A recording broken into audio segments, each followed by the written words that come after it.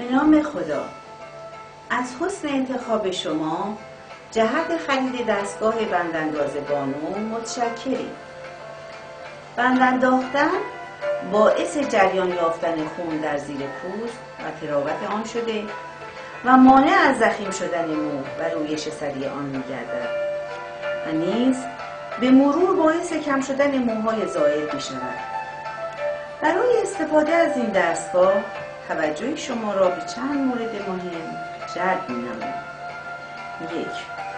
شما قبل از استفاده از دستگاه محل موها را با آب ولرم و صابون شستشو دهید. 2. حتما گره وسط نخها با باز و بست کردن اهرم‌ها بر روی پوست و موهای مورد نظر حرکت کند و پس از کنده شدن موها گره وسط نخها به محل دیگر هدایت شود. 3. باید نخ دستگاه به صورت کاملا کشیده بسته شود، زیرا اگر نخ شل باشد مو کنده نمی شود. حالا ما برای بستن نخ توضیحات لازم را می دهیم. اول نخی که می خواهید مورد استفاده قرار دهید باید از نخ ابریشمی و نخ دندان باشد، زیرا مقاوم بوده و دیر پاره می گردد.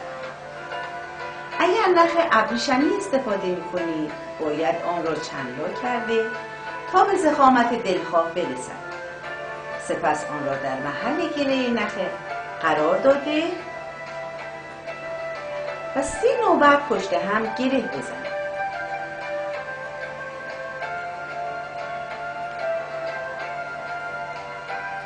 حالا نخ را در محل گره مقابل قرار بدهید و بین انگشت شست و سبابه نگه دارید و آن را کاملا میکشید و محکم نگه میدارید و 3 نوبت پشت هم گره میزنید.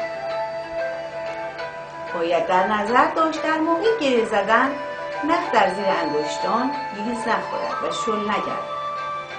سپس نخ دوم را در پایه دوم قرار داده و 3 گره پشت هم میزنید.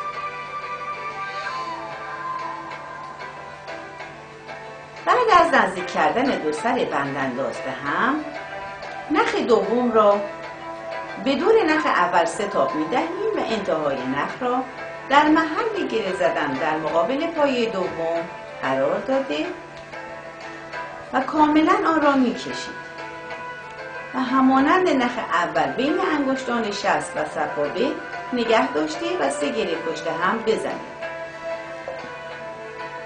نخهای اضافی را چیده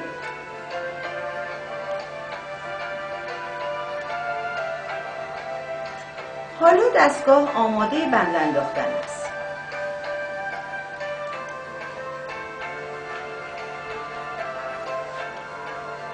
رضایت شما باعث خوشنودی ماست.